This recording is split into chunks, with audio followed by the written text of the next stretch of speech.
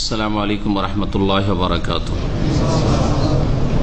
আলহামদুলিল্লাহি রাব্বিল আলামিন ওয়াস সালাতু ওয়াস সালামু আলা সাইয়্যিদিল মুরসালিন নবিয়িনা মুহাম্মদ ওয়া আলা আলিহি ওয়া সাহবিহি আজমাইন ওয়া মান তাবি'আহুম বিইহসানিন ইলা ইয়াউমিদ্দিন, আম্মা বা'দ। ফাআউযু বিল্লাহি মিনাশ শাইতানির রাজীম।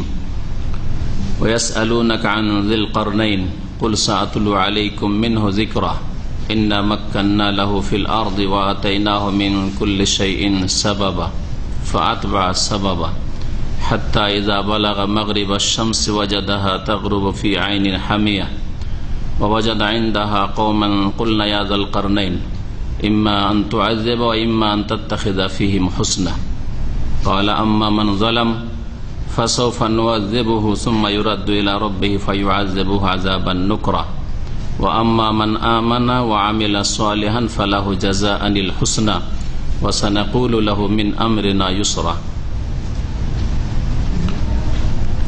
সম্মানিত ভাতৃমণ্ডলী, আল্লাহ পাক রব্বুল আলামিনের সমস্ত প্রশংসা যে আল্লাহ পাক আমাদের সৃষ্টি করেছেন এবং আমাদেরকে কোরআনে কারীম দিয়ে হিদায়াত দান করেছেন। বলেন আলহামদুলিল্লাহ। সালাত এবং সালাম নাযিল হুয়া নবী মুহাম্মদুর রাসূলুল্লাহ সাল্লাল্লাহু আলাইহি ওয়াসাল্লামের প্রতি, যার প্রতি আল্লাহ পাক এই কোরআনে কারীম নাজিল করেছেন, যাকে ওহীর দ্বারা অদৃশ্যের গায়বের অনেক কিছুই আল্লাহ পাক জানিয়েছেন এবং তিনি আল্লাহর দ্বীনের সাথে সম্পর্কিত যেসব বিষয়গুলি গায়ব থেকে অদৃশ্য থেকে এসছে ওহীর মাধ্যমে, তা মানব জাতি পর্যন্ত সুন্দররূপে পৌঁছে দিয়েছেন। তার একটি বিশেষ ঘটনা হচ্ছে, কাহিনী হচ্ছে ইয়াজুজ মাজুজ এবং যিলকারনাইন বা যুলকারনাইনের ঘটনা। আজকের তাফসীর হবে সূরাতুল কাহফ থেকে, আর সূরাতুল কাহফের বিশেষ করে শেষ দিকে আয়াত নম্বর 83 থেকে শুরু হচ্ছে যুলকারনাইন শাসকের ঘটনা। এই শাসক, যার উপাধি ছিল যুলকারনাইন, জু মানে বিশিষ্ট বা ওয়ালা, আর কারন মানে হচ্ছে সিং, আর কারনাইন মানে দুই সিং, তাহলে দুই সিং বিশিষ্ট শাসক। এই শাসককে এই নিয়ে তাফসীরকারদের দ্বিমত রয়েছে। আর এই যুলকারনাইনের ঘটনা আরব মুশরিকরা, মক্কার মুশরিকরা জেনে গিয়েছিল ইহুদিদের কাছ থেকে, যা অতীতে ঘটেছে। সেই ঘটনা সম্পর্কে নবী মুহাম্মদ সাল্লাল্লাহু আলাইহি সাল্লামকে জিজ্ঞাসা করতে বলেছিল ইহুদিরা মদিনার, যে তোমরা জিজ্ঞেস করো, যদি সত্যিকার অর্থে নবী তিনি হন তাহলে অবশ্যই বলতে পারবেন, কারণ এই ঘটনা ওহী ছাড়া কেউ বলতে পারে না, নবী ছাড়া কেউ বলতে পারে না। এগুলি আসমানি কিতাবেই শুধু উল্লেখিত হয়েছে। আর যদি নবী না হন তিনি, তাহলে তার অনিষ্ট থেকে তোমরা রক্ষা পেয়ে যাবে। তারা জিজ্ঞাসা করেছিল, উত্তরও পেয়েছিল, কিন্তু আল্লাহ পাক তাদেরকে হেদায়েতের তৌফিক দেননি, কারণ তারা অন্তর খুলে সচেষ্ট হয়নি। মানুষ অন্তরকে খুলে ভালো মন্দ বিবেক বিবেচনা যদি না করে, তাহলে আল্লাহ পাক তৌফিক দেন না, রাস্তাকে সহজ করেন না। রাস্তায় চলতে হয়, তখন আল্লাহ পাক রাস্তাকে সুগম করেন। আর যে ব্যক্তি বলবে হাঁটবই না, চলবো না, উঠবই না, বসেই থাকবো, কখন আল্লাহ পাক তাকে গন্তব্যস্থানে পৌঁছাবেন না।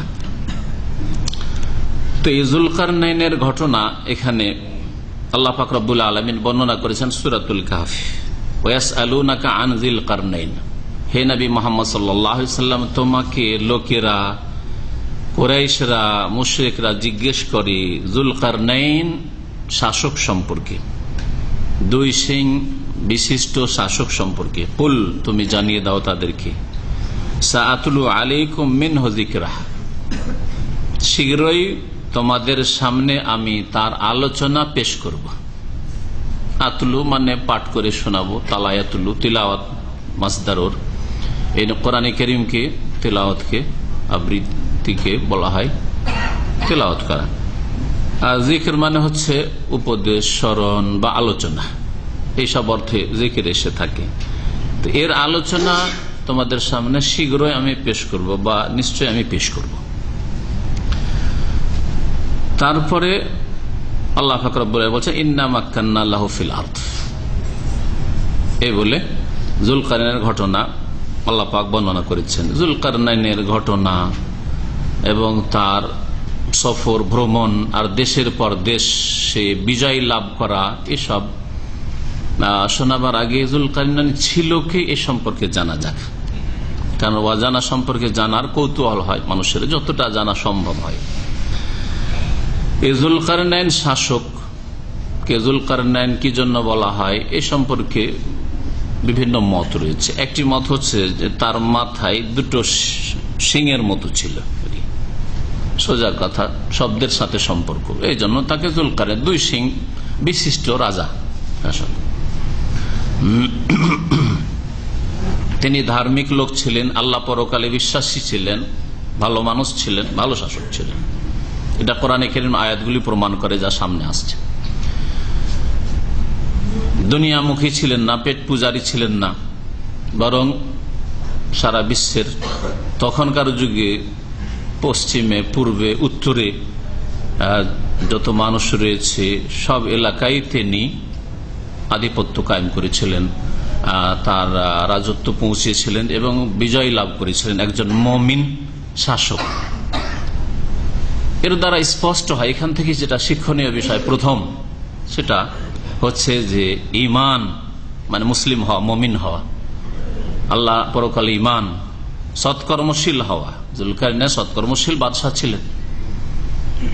সৎকর্মশীল হওয়া, নামাজি হওয়া, ধার্মিক হওয়া দুনিয়ার উন্নতিতে বাধা নয়, যেটা আজকালকার মুনাফিক চরিত্রের মানুষরা মনে করে, বেদিন মুসলিমরা মনে করে, দুনিয়ামুখী মুসলিমরা মনে করে যে ইসলাম পালন করলে এক পাও বাড়া যাবে না।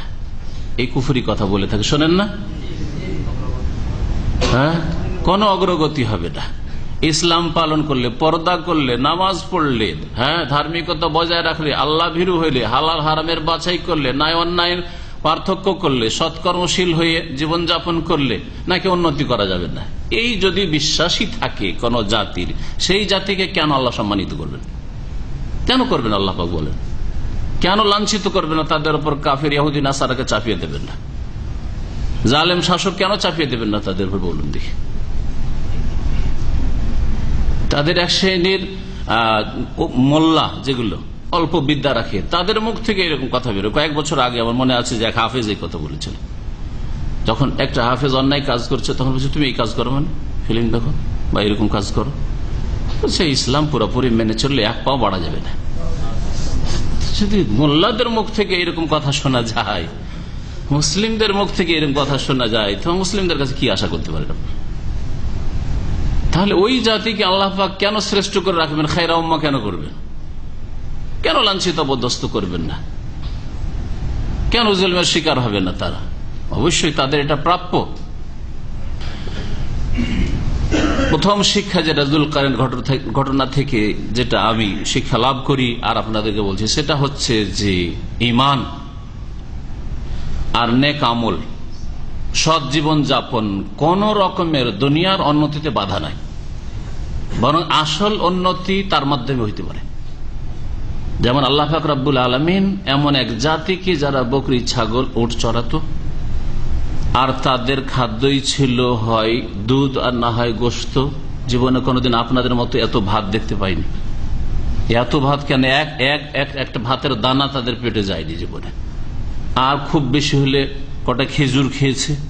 তাদেরকে আল্লাহ পাক রব্বুল খোলাফায়ে রাশেদিন করেছে। ইয়াখাফুহুম মালিকু বানিল আসফার, সহিহ বুখারী হাদিসে রয়েছে, যারে মুহাম্মদ সাল্লাল্লাহু আলাইহি ওয়াসাল্লাম, তাকে তো বানিল আসফার, এই শ্বেতাঙ্গরা, এই রোমান শক্তিও ভয় করছে। ঈমান এবং নেক আমলই আসলে শক্তির উৎস। আজকাল দুনিয়াদারদের শোনা যায়, যখনই কোন মহিলা পর্দা করে, কোন যুবতী পর্দা করে, পর্দা করলে উন্নতি করা যায়, পর্দা করলে কি আর বেনজির আর হাসিনার খালেদা হইতে পারতো? হ্যাঁ, এসব কথা আমি মুসলিম দাড়িওয়ালা আর নামাজি দুনিয়াদার পেট পূজারীদের কাছ থেকে শুনেছি। ছোটকালের কথা বলছি। যখন এইরকম জ্ঞান বুদ্ধি এলিম ছিল না যে তাদের খণ্ডন করব, আর তারা হচ্ছে মুরব্বী সমাজের জাহেল নেতা। এই ভাষা যে ভাষায় বলেছে সেই ভাষায় শুনেলাম। যদি বোরকা পড়তো তো প্রধানমন্ত্রী হইতে পারতো, অমুক প্রধানমন্ত্রী হইতে পারতো, অমুক এ হইতে পারতো। এইসব কথা শোনাই মুসলিম।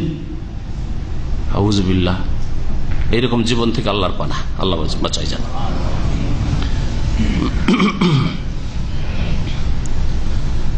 তো এই যুলকারনাইন মুমিন, ধার্মিক, সৎকর্মশীল বাদশা ছিলেন এবং আল্লাহ পাক তাকে এত বিশাল রাজত্ব দিয়েছেন, সেই রাজত্ব হয়তো কেউ পেয়েছে কিনা সন্দেহ, সুলাইমান আলাইহিস সালাম ছাড়া। এত শক্তিশালী করেছিলেন তাকে আল্লাহ পাক রব্বুল আলামিন। তিনি পশ্চিম দিকে বিজয় লাভ করতে করে যতদূর পর্যন্ত পৌঁছা সম্ভব, আর পৌঁছা যাচ্ছেন না, আটলান্টিক চলে আসলো, পৌঁছে গেছেন। পূর্ব দিকে সফর করতে করতে জনবস্তির শেষ, আর কোন মানুষ এই দিকে নেই, প্রশান্ত চলে আসলো, চীন পার করে চলে গেলেন, জাপান, এতদূর পর্যন্ত পৌঁছেছেন। দক্ষিণ দিকের কথা আল্লাহ পাক রব্বুল আলামিন উল্লেখ এই জন্য করেন, দক্ষিণ দিকে ভারত মহাসাগর, ইয়ামানের পরে আর কোনো দেশ নেই, আফ্রিকার পরে কোনো দেশ নেই, তাই না? কিন্তু উত্তর দিকের কথা আল্লাহ তিনটি দিকের সফরের কথা বলেছেন। উত্তর দিকে সফর করতে করতে এমন এলাকা চলে গেলেন যেখানে পাহাড় আর পাহাড়, আর পাহাড়ের ওই পাশে ইয়াজুজ মাজুজ বিশৃঙ্খলা সৃষ্টিকারী আর খুনি ফিতনা ফাসাদ সৃষ্টিকারী জাতি বসবাস করে, আর যখন তখন এসে মানুষের উপর হানা দিয়ে আক্রমণ করে, যাতে তারা পেরেশান ছিল এলাকাবাসীরা। সেখানে গিয়ে তিনি এই দুই পাহাড়ের মাঝখানে যে খোলা রাস্তা ছিল সেখানে বিশাল বাঁধ তৈরি করে আসলেন। এ হচ্ছে যুলকারনাইন মুমিন, ধার্মিক, আল্লাহ ভীরু শাসকের সংক্ষিপ্ত ঘটনা, যা আল্লাহ পাক রব্বুল আলামিন এখানে বর্ণনা করেছেন। তিনি ছিলেন কে? যারা পুরাতন মুফাসসিরিন, আগের তাফসীরকারগণ, তাদের মত হচ্ছে যে তিনি ইস্কান্দার রুমি, আরবি ভাষায় ইস্কান্দার বলা হয় বা সিকান্দার বলা হয়, আমাদের দেশের ভাষায় সিকান্দার বলে, তাই না? ইস্কান্দার, দেখেন স্কুল বলছেন না, লিখছেন কিন্তু স্কুল না, হ্যাঁ ই দিয়ে লিখছেন, কি আই দিয়ে লিখছেন, তো ওই রকমই সেকান্দার, ইস্কান্দার। আর যেটাকে ইংরেজিতে বলা হয় আলেকজান্ডার, হ্যাঁ রোমান শাসক, বড় প্রভাবশালী শাসক ছিল রোমান, সিকান্দার রুমি বা আলেকজান্ডার, এই রোমান শাসক, তার কথা বলা হয়েছে এই ঘটনা। তাহলে যুলকারনাইন ওই শাসক ছিল। আগের মুফাসসিররা এইরকমই তাফসীর করে গেছেন, কিন্তু নতুন যুগের মুফাসসিররা, মানে পরবর্তীকালের মুফাসসিররা, আজকে থেকে ধরেন 25-50-100 বছরের মধ্যে যেসব তাফসীরকাররা এসেছেন, তারা তাদের বিভিন্ন গবেষণা, যে এইরকম শাসক যেই গুণগুলি কোরআনে কারিমে বর্ণনা করা হয়েছে, কোন শাসকের উপর ফিট হইতে পারে। আল্লাহ বলেন না যে অমুক এলাকার শাসক ছিল, পারস্য দেশে ছিল না, রোমের ছিল না, আরব উপদ্বীপের ছিল, আল্লাহ পাক বলেননি। মোবাইলগুলো সাইলেন্ট করেন, কমপক্ষে আপনারা বন্ধ করেন।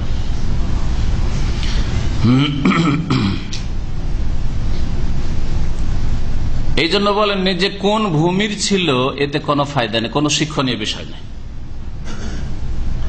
সেই ন্যায়পরায়ণ, ধার্মিক, আল্লাহ ভীরু শাসক যদি বাংলার জমিনের হয়তো ক্ষতিটা কি, আর আরবের জমিনের হলে ক্ষতি আর লাভ কি, আর রোমের হইলে ক্ষতি আর লাভ কি, তাতে থেকে কেমন শিক্ষণীয় বিষয় রয়েছে, উত্তরের হইলে কি আর পশ্চিমের হইলে কি, তাই না?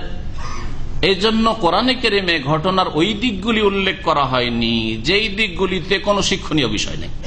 কোরআন মানব জাতিকে শিক্ষা দেওয়ার জন্য এসেছে, যাতে থেকে তোমাদের কিছু শিক্ষার সম্বল রয়েছে, সেগুলো হলে সেই রাজা বা সেই শাসক যুলকারনাইন হতে পারে।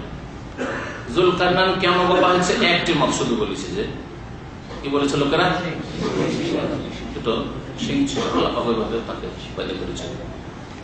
অন্যরা বলেছেন না, যুলকারনাইন এই জন্য বলা হয়েছে, দ্বিতীয় মত, যে তার দুটো চুলের, কি বলবেন ওগুলোকে, আমরা ঝুঁটি বলি, ঝুঁটি বলি, চুলের ঝুঁটি ছিল, সিংহের মতো হয়েছিল, এইরকম চুল তিনি রাখতেন, সেজন্য তাকে যুলকারনাইন বলা হয়েছে। তৃতীয় মত হচ্ছে যে না, এসব কিছুই না। যুলকারনাইন এই জন্য বলা হয়েছে যে তিনি পশ্চিম দিকে যতদূর সম্ভব সফর করেছেন আর বিজয় লাভ করেছেন, আর পূর্ব দিকে করেছেন না। পূর্ব দিকে সূর্য উদিত হয়, সূর্য উদয় হওয়াকে তার সূর্যের কিরণকে বা সূর্যের তাপ যে পড়ছে, উঠছে, সূর্য উদয় হচ্ছে, তার শামস বলা হয়। ওখান থেকে তাহলে আর সূর্য যে ডুবছে ওটা তাহলে দুই কারণ হইল, সূর্য ডুবার স্থান আর ওঠার স্থান আর ডুবার স্থান। এই জন্য যুলকারনাইনকে যুলকারনাইন বলা হয়েছে। তিনি সূর্য উদয় হওয়ার এলাকা পর্যন্ত পৌঁছেছেন। উদয় দেখতে লাগে এরকম, তাই না? যে কোনো একটা জায়গা থেকে উঠলো আর দূর থেকে মনে হয় যে অমুক মাঠ থেকে অমুক গ্রামের ওই পাশ থেকে সূর্যটা উঠে আসছে, মনে হয় না? হয় না? সমুদ্রের কিনারায় দাঁড়ালে কিরকম মনে হয় যে পানি থেকে সূর্যটা উঠে আসছে, পানি থেকে ডুবছে। কোন সাগরের কিনারায় দাঁড়া আর পানি সূর্যটা গিয়ে পানিতে ডুবে গেল, মনে হচ্ছে না? হচ্ছে না? আসলে কি ডুবে না? আপন কক্ষে আপন স্থানে ও আকাশ পথে চলতেই আছে, কিন্তু আপনাকে দূর থেকে মনে হচ্ছে মাটিতে গিয়ে ঢুকে গেল, পানিতে গিয়ে ডুবে গেল। তো এইরকম তাকে মনে হচ্ছিল। এমন এলাকায় পৌঁছে গেছেন যেখানে আটলান্টিক মহাসাগর, তখন তাকে এরকম মনে হচ্ছে। যুলকারনাইন এই জন্য বলা হয়। আল্লাহু আ'লাম। এইসব জেনে বেশি ফায়দা নেই, শুধু এইটুকু অতিরিক্ত বললাম। যুলকারনাইন কেমন তার নাম, এতেও বেশি কোনো ফায়দা নেই। শক্তিশালী শাসক ছিলেন। চতুর্থ মতে এটাও, যুলকারনাইন দুই সিং বিশিষ্ট মানে বড় শক্তিশালী শাসক। প্রশ্ন করবেন? নতুন মানুষ এসছে, নতুন চা, এখানে কোনো প্রশ্ন নেই, আলোচনা শেষ হয় প্রশ্ন।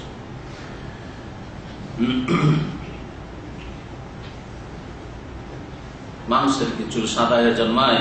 এদিকে জিজ্ঞেস কি বলবে? জন্মায় না? জন্মায় না? দেখেন এরকম হলো। মানুষ কি আবার 6 আঙ্গুলে জন্মায়? দেখেছেন না? দেখেন? হ্যাঁ, মানুষ কি হাতি নাই টুন্ডা হয়ে জন্মায়? মানুষের একটা পাই নাই, জন্মায়?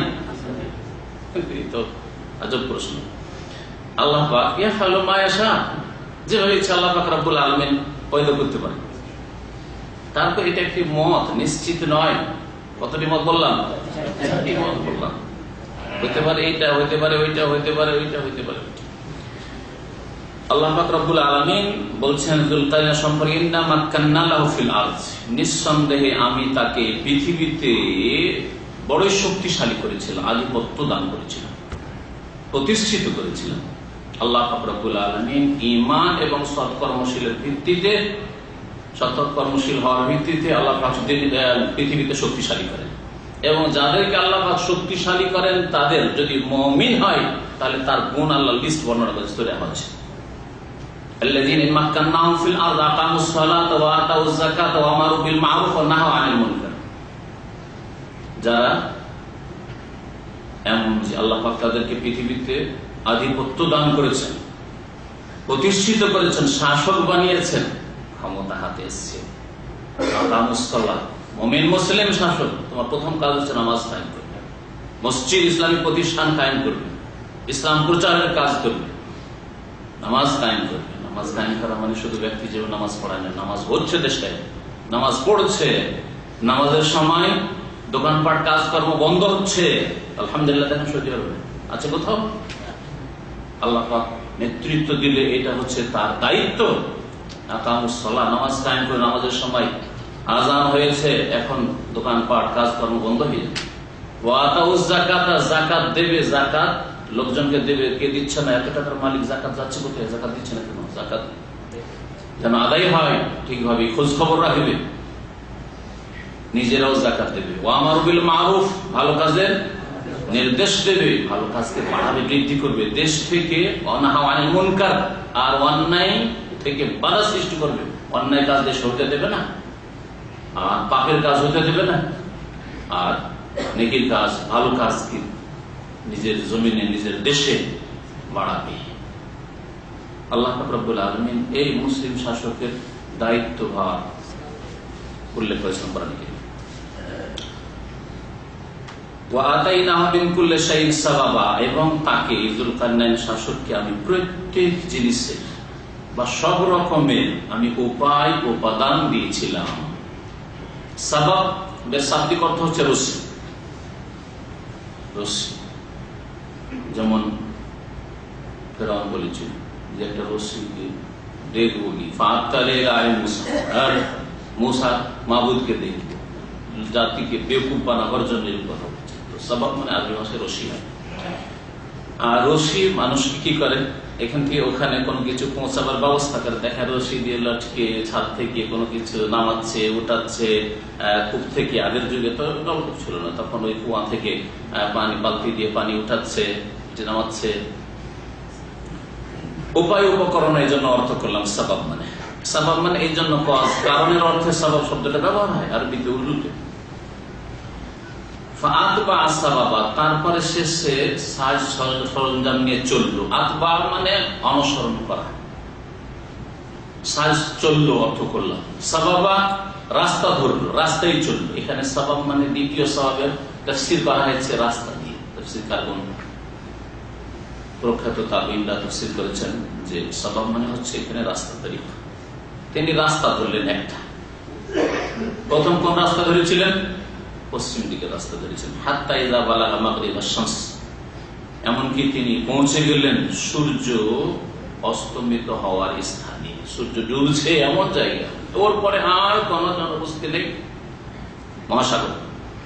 ওয়াজাদাহা তাগরু ফি আইনিন হামিয়া, সূর্যকে তিনি এমন অবস্থায় দেখতে পেলেন যে যেন অস্তমিত হচ্ছে, ডুবছে। ফি আইনিন, আইন মানে হচ্ছে ঝর্ণা, জলাশয়। এখানে জলাশয়ের শব্দ বলে মহাসাগরকে উদ্দেশ্য করা হয়েছে। সে সূর্য অস্ত হচ্ছে এমন এক জলাশয়ে, যা হামিয়া, যার পানি ছিল ঘোলাটে। হামা বলা হয় কাদাকে। যেমন আদম আলাইহিস সালাম সৃষ্টির ক্ষেত্রে অন্য আয়াতে, এক আয়াত অন্য আয়াতে তাফসীর করে, শব্দেরও তাফসীর করে আর বিষয়বস্তুরও তাফসীর করে। মিন হামাইন মাসনুন, আল্লাহ বলছেন যে আমি সরা কাদা দিয়ে কাকে সৃষ্টি করেছিলাম? মানুষকে সৃষ্টি করেছিলাম। ইন্নী খালিকুম বাশারান মিন সালসালিন মিন হামাইন মাসনুন। হামা, এই হামা থেকে হচ্ছে হামিয়া। তাহলে এমন জলাশয়ে, এমন সাগরে সূর্য যেন ডুবছিল, যে সাগরের পানি ঘোলাটে ছিল, কালো, গভীর পানি হওয়ার কারণে কালো হয়েছিল, ঘোলাটে হয়েছিল, অস্বচ্ছ পানি, আটলান্টিকের পানি। ওয়াজাদা ইনদাহা কওমান, আর সেই এলাকায় এমন এক সম্প্রদায়কে তিনি দেখতে পেলেন, ওখানে এক সম্প্রদায় বাস করে। তাহলে প্রাচীন যুগ, এই যুগটা কখন ছিল? এটা হচ্ছে না ভালো, যত জানবেন দুনিয়া ততই ভালো। যদিও আগে ছিল পরে ছিল, এতে আমাদের এমন কোন বড় শিক্ষার বিষয় নেই। তবে এই শাসকের ঘটনা, যে শাসকের কথা নতুন মুফাসসিররা উল্লেখ করেছেন, তার যুগ ছিল খ্রিস্টপূর্ব 539, মানে ঈসা আলাইহিস সালামের 539 বছর পূর্বে। এমন এক জাতির এলাকায় চলে গেলেন। সেখানে যখন পৌঁছলেন, কুলনা, আল্লাহ বলছেন আমি তখন বললাম, ইয়াজাল কারনা হেজুল কারনেন। আল্লাহ বলছেন আমি বললাম হেজুল কারনেন। তাহলে কি বুঝায়? আল্লাহ ওই হচ্ছে তাহলে, তাই না? এই বাহ্যিক বিষয়টিকে সামনে রেখে বা আয়াতকে সামনে রেখে একদল বলেছে জুলকারনাইন নবী ছিলেন, কিন্তু জুলকারনাইন নবী হওয়ার কোনো প্রমাণ নেই ছাড়া, এই অস্পষ্ট কথা ছাড়া।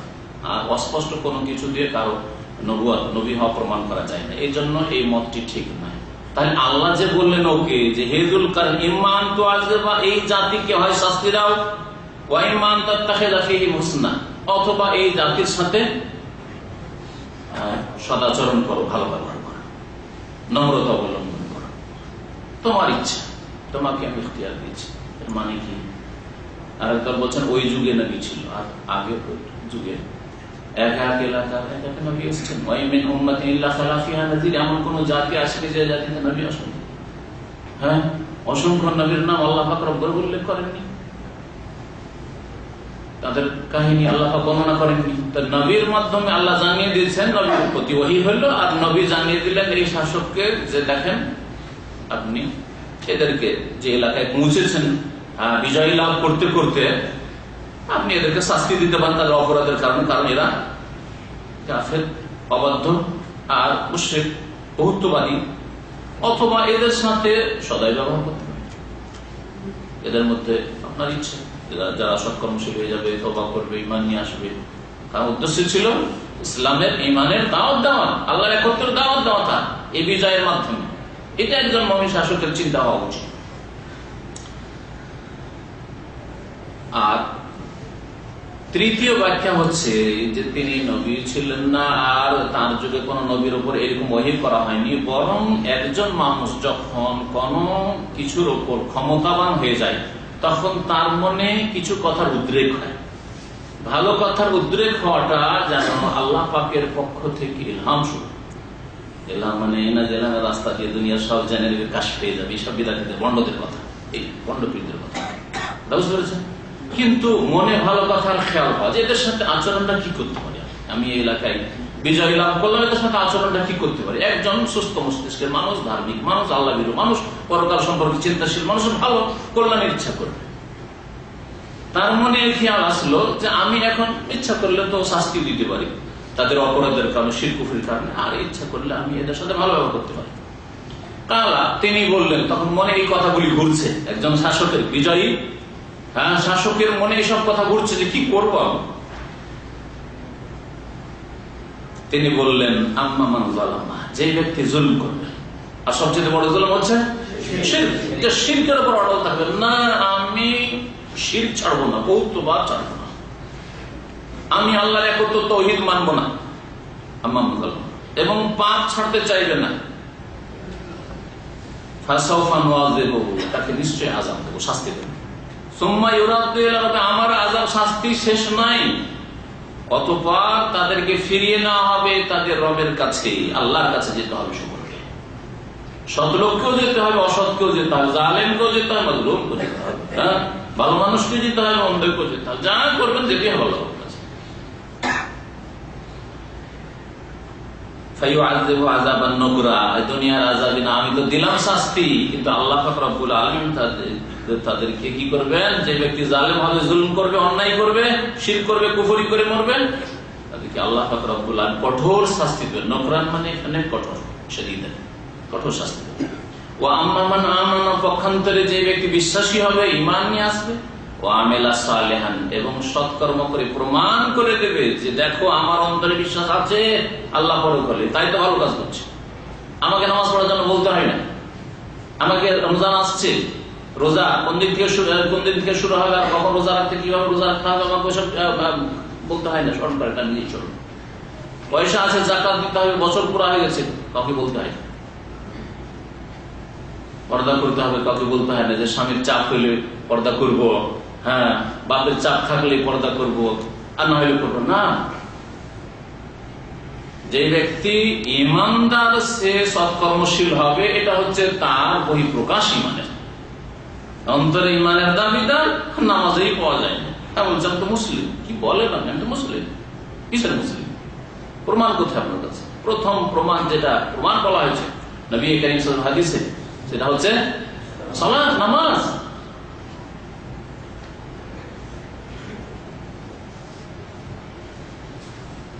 আযান ইকামত হয়ে গেল, নামাজে আসলো না, তার মানে কোনো প্রুফ নেই, তার কাছে কোনো হুজ্জত প্রমাণ নেই যে সে মুসলিম। এটা হচ্ছে দ্বীন ইসলাম, মনে রাখতে পারবে, এটা হচ্ছে দ্বীন ইসলাম। যেই ব্যক্তি ইমানদার হয়ে সৎকর্মশীল হবে, ফালাহু জাযাআনিল হুসনা, তার জন্য উত্তম প্রতিদান রয়েছে, ওয়াসানাকুলু লাহু মিন আমরিনা ইউসরা, আর আমাদের কাজকর্মে, আমাদের এই শাসন ব্যবস্থায় তাদেরকে সহজ কথা বলবো, তাদের জন্য সুখ শান্তির ব্যবস্থা করে দিয়েছে, দেশ বিজয় করেছে, সুখ শান্তির ব্যবস্থা করে। পশ্চিম দিকে সফর শেষ হল, অতঃপর আর এক রাস্তায় চললেন, ধরলেন, হাত্তা ইযা বালাগা মাতলিয়া শামস, এমনকি পৌঁছে গেলেন সূর্য উদয় হওয়ার এলাকায়। মাতলিয়া সূর্য উদয় হওয়ার স্থান। ওয়াজাদাহা তাতলু আলা কওমিন, দেখলেন যে সেই সূর্য উদয় হচ্ছে এমন এক সম্প্রদায়ের এলাকা হয়ে, লাম নাজআল লাহুম মিন দুনিহা সিতরা, তাদের জন্য সূর্য থেকে বাঁচার কোন আর পর্দার ব্যবস্থা আমি করিনি, আল্লাহ বলছেন। তার মানে তারা বাড়ি ঘর বানাতো না, বানাতে জানতো না, বাস করতো না, তাদের এলাকায় ঘন গাছপালা ছিল না যে গাছের ছায়া পাবে, রোদ্রে বসবাস, বাড়ি অনেক, গাছপালা অনেক। তাদের শরীরে কাপড় হইতো না, কাপড় পরা জানতো না, অসভ্য জাতি ছিল, উলঙ্গ জাতি। সূর্যের মাঝে আর তাদের শরীরের মাঝে কোন রকম সিত্র পর্দা আর ছিল না। এই জাতি মানুষই ছিল এরকম। ওই এলাকায় পৌঁছে গেলেন, পূর্ব দিকে সফর করতে করতে এই যুলকারনাইন মুমিন শাসক। আল্লাহ পাক বলেন কাযালিকা, এইভাবেই তিনি তার বিজয় লাভ করলেন, আধিপত্য কায়েম করলেন। ওয়াকাদ আহাতনা বিমা লাদাইহি খবরা, আর এই যুলকারনাইন শাসকের আশেপাশে যেখানে পৌঁছলেন তিনি, আশেপাশে যা কিছু ছিল সেসবের সংবাদ, সেসবের ঘটনা আমি পরিবেষ্টন করে আছি, মানে আমি সব খবর রাখি। আল্লাহ পাক বলছেন যুলকারনাইন কোথায় গেল, কিভাবে গেল, সবকিছুর খবর আমার কাছে আছে। কে বলছেন?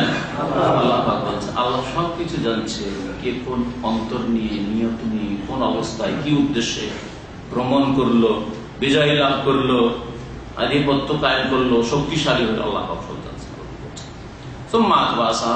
তৃতীয়বার তিনি রাস্তা ধরলেন, হাত্তা ইযা বালাগা বাইনা সাদ্দাইন, এমনকি পৌঁছে গেলেন দুই পর্বতের মাঝখানে, দুই পর্বতের মাঝে উত্তর দিকে সফর শুরু করলেন। রাশিয়া, সোভিয়েত ইউনিয়ন যেটাকে বলা হয়তো আগে, মস্কো, ওই দিকটা উত্তর দিকে সফর করতে করতে দূরত্ব পর্যন্ত পৌঁছে গেলেন। আল্লাহ পাক বলছেন ওয়াজাদা মিন দুনিহিমা কওমান, ওই দুই পাহাড়ের আশেপাশে এমন এক জাতিকে বসবাসরত পেলেন, লা ইয়াকাদুনা ইয়াফকাহুনা কাওলা, তারা কোনো কথা বুঝতেই পারছিল না, তাদেরকে কোনো কথা বোঝানো, ভাষা বোঝানোই বড়ই কষ্টকর হয়ে উঠছিল। যুলকারনাইন শাসক এবং তার সেনাবাহিনীদের ভাষা আর ওই এলাকার লোকের ভাষা এত ভিন্নতা যে কোনো কথা বোঝানো যাচ্ছে। তারপরে তাদের সাথে কথোপকথন হইল, হয় কোনো অনুবাদকের মাধ্যমে, তাফসীর কারণ যেমন বলেছেন, অথবা যুলকারনাইন বাদশাকে আল্লাহ পাক যে শক্তিশালী করেছিলেন, বড়ই ক্ষমতা দিয়ে, তার একটা ছিল বিভিন্ন ভাষার জ্ঞান। তো অন্যরা তাদের কোনো কথাই বুঝতে পারছেন না, অন্যরা যে সাথী সঙ্গীরা আছে, মুজাহিদিনরা, যোদ্ধারা আছে, কিন্তু যুলকারনাইন তাদের কথা খুব কষ্টে বুঝছিলেন, কথা বলতে পারছেন না। এত অসভ্য জাতি, যারা সভ্যতার কাছে আসেনি,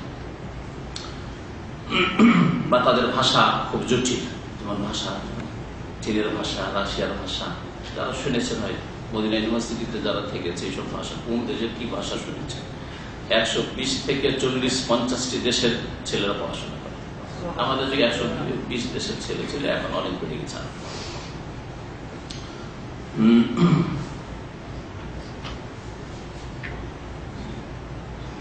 আল্লাহ পাক রব্বুল আলামিন বলছেন কালু, ওই লোকেরা তখন দরখাস্ত করলো এই বিজয় শাসকের কাছে, ইয়া যুলকারনাইন, হে যুলকারনাইন, ইন্না ইয়াজুজ ওয়া মাজুজ মুফসিদুনা ফিল আরদ, ইন্না ইয়াজুজ ওয়া মাজুজ মুফসিদুনা ফিল আরদ, এই ইয়াজুজ মাজুজ এই পৃথিবীতে, মানে এই এলাকায় বিপর্যয় সৃষ্টি করে ফেলেছে, বিশৃঙ্খলা সৃষ্টি, অশান্তি আমাদের জন্য করে দিয়েছে। যখন তখন হানা দেয় আর হাজার হাজার মানুষকে খুন করে দেয়, লুটপাট করে নিয়ে চলে যায়। এই ইয়াজুজ মাজুজ দুটো জাতি, ইয়াজুজ আর মাজুজ দুটো জাতি, বিশৃঙ্খলা সৃষ্টিকারী জাতি, ফিতনা ফাসাদ সৃষ্টিকারী জাতি, যাদেরকে আল্লাহ পাক আদম সন্তান থেকে সৃষ্টি করেছেন। একটি বর্ণনা মোতাবেক আদম আলাইহিস সালামের এক ছেলের নাম ছিল ইয়াফাস, হাম, সাম আর ইয়াফাস, আর কেনান। কেনান তো ধ্বংস হলো, ডুবে, কাফের, ঈমান নিয়ে আসলো না। আর হাম থেকে কালোরা সৃষ্টি হলো, আফ্রিকান জাতি, যত কালো জাতি। আর শাম থেকে এশিয়ান এবং ইউরোপিয়ানরা সৃষ্টি হলো। আর ইয়াফাস থেকে ইয়াজুজ মাজুজের বংশ। আর তার মধ্যে হতে পারে যে যারা নাকচেপ্টা জাতি, পাহাড়িয়া জাতি, এরা যেমন বলা হয়েছে, আল্লাহু আ'লাম। তো ইয়াজুজ মাজুজ সম্পর্কে এক যুগে যখন তাতারিদের আক্রমণ হয়েছিল, চেঙ্গিজ খান নাম শুনেছেন হয়তো আপনারা, তাই না? হালাকু খা, চেঙ্গিজ খা, এদের নাম শুনেছেন। এরা বর্বর জাতি ছিল, বিশৃঙ্খলা সৃষ্টিকারী জাতি, মানুষের মধ্যে ছিল জঙ্গলি এবং জঙ্গি জাতি ছিল। এরা রাজত্বের জন্য টিকে থাকতো না, মানুষকে খুন করতো, দেশের পর দেশ খুন করতে চলে যেত। 656-তে বাগদাদের পতন ঘটে আব্বাসী খেলাফতের, আর লক্ষ লক্ষ মানুষের রক্তের নদী প্রবাহিত করে দেওয়া বাগদাদ বিশাল বিশাল লাইব্রেরিকে ধ্বংস করে দেওয়া। এরা মূর্খ জাতি, কোন বইয়ের কিতাবের কোন মধ্যে দেয় না। এরা নদীতে ভাসিয়ে দিয়েছে ওই সঙ্গে। এই বিপর্যয় হয়েছে মুসলিমদের বা ইসলামিক খেলাফত, আব্বাসী খেলাফতের। আর তখন থেকে মুসলিম জাতি পিছাতে শুরু করেছে, পিছিয়ে যাওয়া শুরু করে, পিছিয়ে পড়া হয়ে গেছে। তো এরা কে এক যুগে অনেক তাফসীরকার বা অনেক যারা স্কলার তারা বলে ফেলেছিল যে এরাই হচ্ছে সেই ইয়াজুজ মাজুজের ফিতনা ফাসাদ সৃষ্টিকারী জাতি। কিন্তু এই তাফসীর ঠিক না। যখন স্টালিনের জুলম অত্যাচার হলো এই কমিউনিস্টদের, তখন অনেক এইরকম ওই যুগের যারা স্কলার ছিল, পণ্ডিতরা কিছু, বা যাদেরকে আজকাল বলা হচ্ছে আলেম বলবো না, তারা আলেমের চাইতে বেশি কি ছিল আজকালকার যারা চিন্তাবিদ বলা হচ্ছে। চিন্তাবিদ আর আলেমের পার্থক্য আছে, বুঝতে পেরেছেন? চিন্তাবিদ আর আলেমের পার্থক্য আছে, কিন্তু বাংলা ভাষায় আলেমের কোনো বলবেন, কারণ আলেমকে যেমন ডাল ভাত বানিয়ে দিয়েছি। আলিয়া মাদ্রাসা আলেম পাস করলে আলেম, আলেম, হ্যাঁ, ফাজিল পাস করলে আলেম, দাওরা পাস করলে আলেম, হ্যাঁ, মাদ্রাসায় 5 বছর 10 বছর পড়ে আলেম, এখন মুফতি হয়ে পড়েছে। আলেমকে এত সস্তা করে দিয়েছি যে ডাল চাল চাইবে সস্তা, হ্যাঁ, এই আলেম শব্দ, যার ফলে এখন কি বলতে হবে, এখন বড় কোন আলেম বিশিষ্ট চিন্তাবিদ।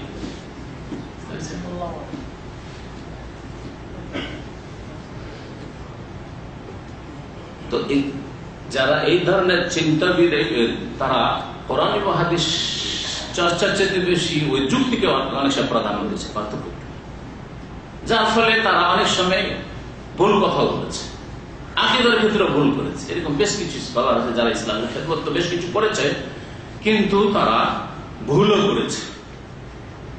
তাদেরকে আরবিতে বা উর্দুতে নাম, আর বাংলায় বলা হয় ইসলামিক চিন্তাবিদ।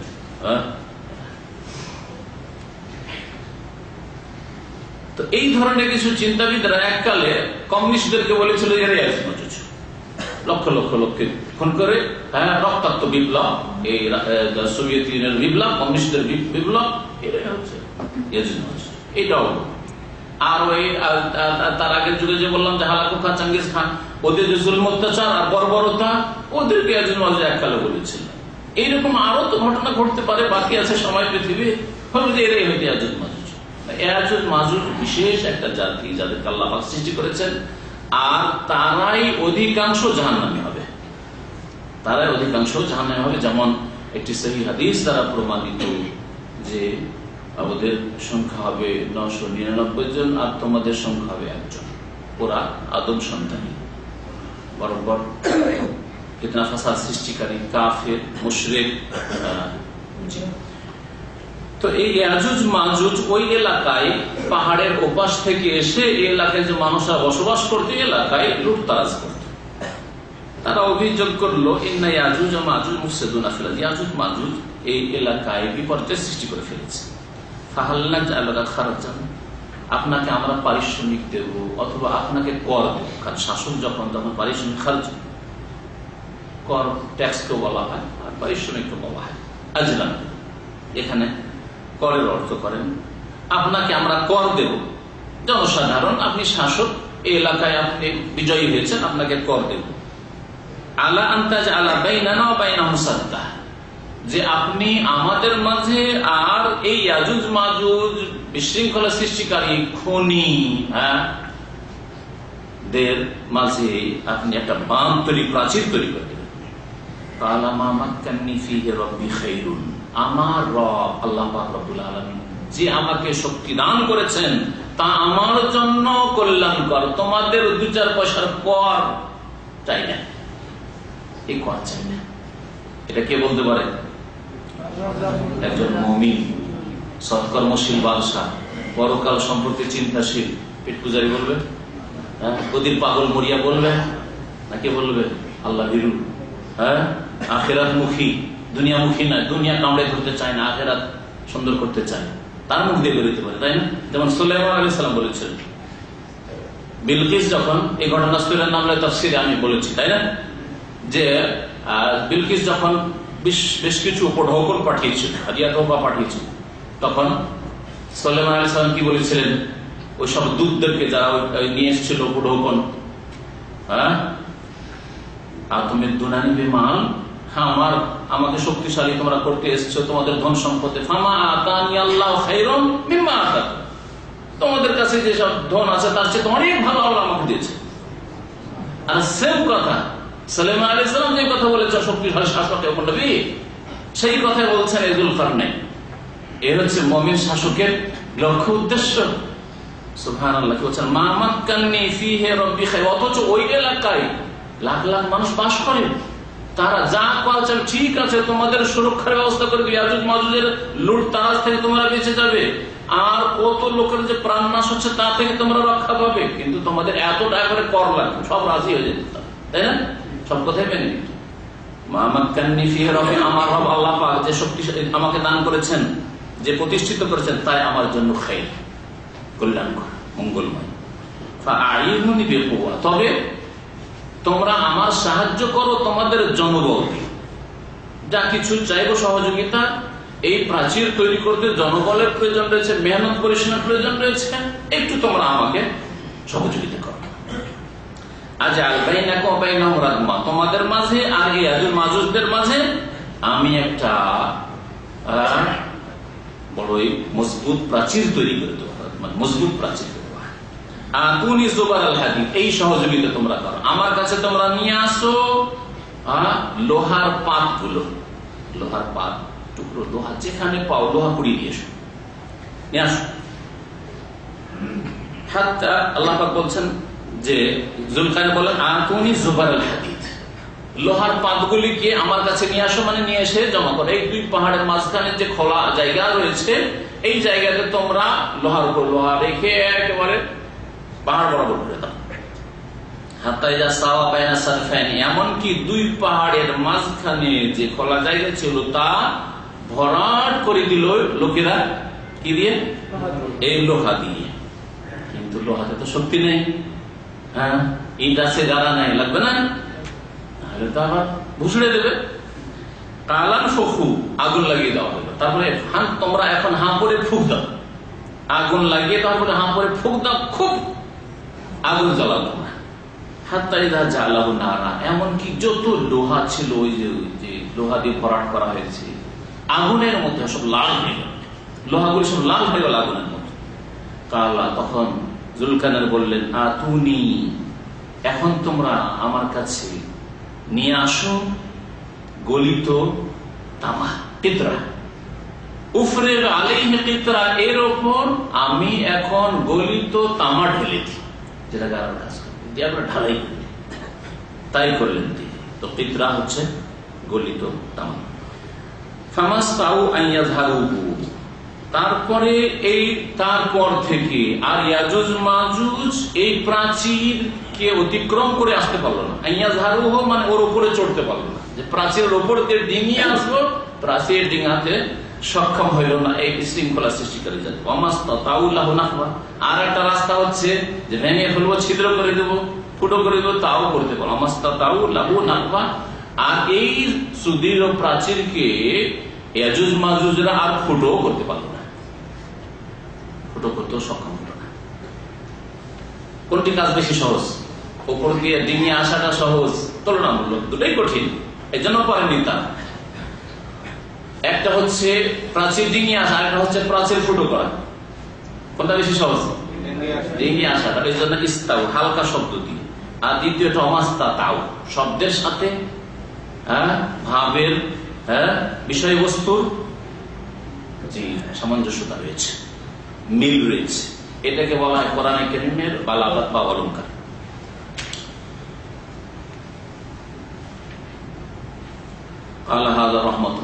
আলহামদুলিল্লাহ, যখন প্রাচীর তৈরি হয়ে গেল আর এলাকাকে সুরক্ষিত করে দিতে পারলেন যুলকারনাইন, খুশি। এরকম মুমিন বান্দা ভালো কাজ করলে, মানুষের উপকার করলে মনে খুশি হবে, শান্তি পাবে। মানুষ শান্তি, কষ্ট দিয়ে শান্তি পাবে না, জুলুম অত্যাচার করে শান্তি পাবে না, বরং মানুষের হক নষ্ট করে শান্তি পাবে না, বরং শান্তি পাবে কিসে? শান্তি পাবে মানুষের উপকার করলে। দেখবেন এটা পরীক্ষা করে, আপনি গরিব মিসকিনকে দান করেন, যত বেশি দান করবেন মনে শান্তি পাবে, যত বেশি উপকার করবেন পরোপকারী হবে তত বেশি শান্তি পাবে, যত বেশি মানুষের দরদি হবে তত বেশি শান্তি পাবে। আর আক্রোশ রাখেন, হিংসা রাখেন, বিদ্বেষ রাখেন, যত বেশি করবেন তত অন্তরে জ্বালা হবে, আপনি জ্বলে পুড়ে মরবেন। ক্ষতি ছাড়া লাভ নেই, মানুষের ক্ষতি করে, হিংসা বিদ্বেষ করে, শত্রুতা ছড়িয়ে কোনো লাভ নেই। এটা আমার রবের রহমত যে আল্লাহ পাক তৌফিক দিলেন। কিন্তু এত শক্তিশালী সুপ্রতিষ্ঠিত প্রাচীর হইলেও যখন আমার রবের প্রতিশ্রুত ওয়াদা চলে আসবে, কিয়ামত ঘটে যাবে, যা আল্লাহ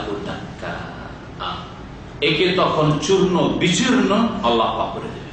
এত শক্তিশালী প্রাচীর আর তার আশেপাশে যে পাহাড়ি এলাকা সবগুলিকে আল্লাহ কি করে দেবেন? চূর্ণ বিচূর্ণ করে ধূলিসাৎ করে দেবেন। ওয়াকানা ওয়াদু রাব্বি হাক্কা, আর আমার রবের ওয়াদা চিরসত্য বলা, এতে কোনো সন্দেহ নেই। তার মানে কিয়ামতে বিশ্বাসী তিনি, পরকালে বিশ্বাসী।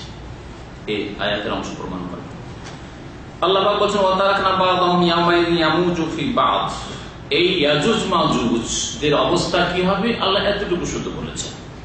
কিয়ামতের পূর্ব কালে বড় বড় যে লক্ষণগুলি আসবে, বড় বড় কিয়ামতের নিদর্শন বা লক্ষণ বা আলামতের একটি হচ্ছে ইয়াজুজ মাজুজের পৃথিবীতে বেরিয়ে আসা এবং বিশৃঙ্খলা সৃষ্টি করা, অশান্তি সৃষ্টি করা। আল্লাহ বলছেন এদেরকে ছেড়ে দেব, অর্থাৎ না বাবা, এই ইয়াজুজ মাজুজদেরকে ছেড়ে দেব, তারা বাদহুম ইয়াউমাইযিন ইয়ামুজু ফি বা'দ, তাদের একে অপরের ওপর তরঙ্গ মালার মতো লাফিয়ে পড়বে।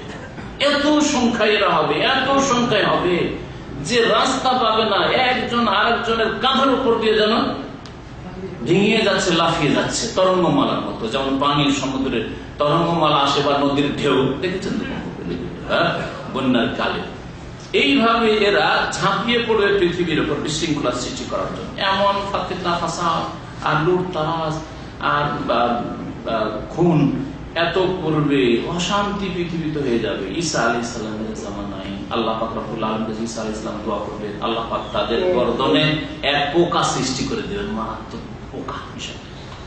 সেই পোকাতে তারা সব মরে মরে পড়ে থাকবে, ধ্বংস হবে। যেমন নবী করিম সাল্লাল্লাহু আলাইহি ওয়াসাল্লামের হাদিস, এই মর্মে রয়েছে মুসনাদ আহমদে, হাদিস সহিহ।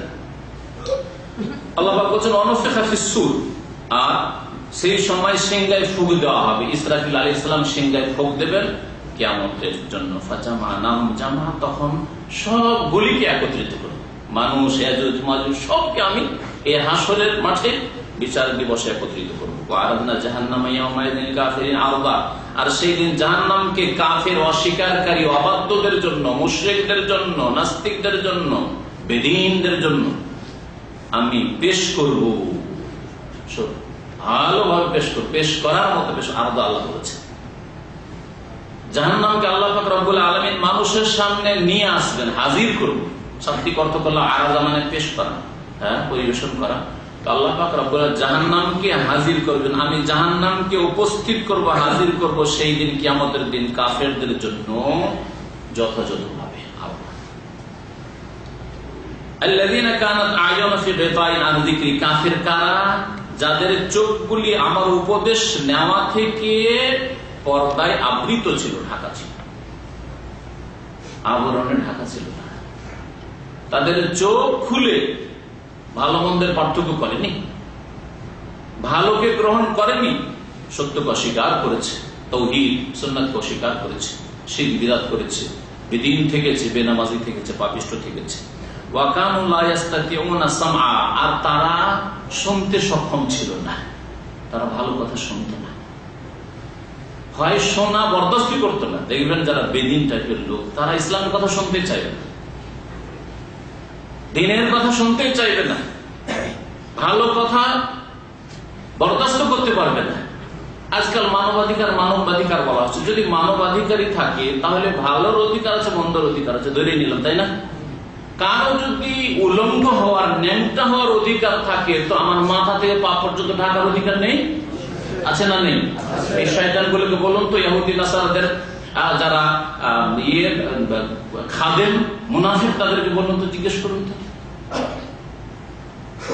বাংলাদেশের মতো জমিনে স্কুলের ছাত্রীরা যদি ফুল হাতা জামা পরে যায়, তাহলে এখান থেকে যদি কেটে দেওয়া হয়, তো এই মুনাফিকরা তো ইহুদি নাসারার চাইতে খারাপ, হিন্দুর চাইতে খারাপ। হিন্দু এই কাজ কখনো করতো না, ইহুদি নাসারা কখনো মনে করতো না। মানবাধিকার করো, তো তোমার যদি খোলার অধিকার থাকে, তো আমার ঢাকার অধিকার, আমার মেয়ের ঢাকার অধিকার নেই।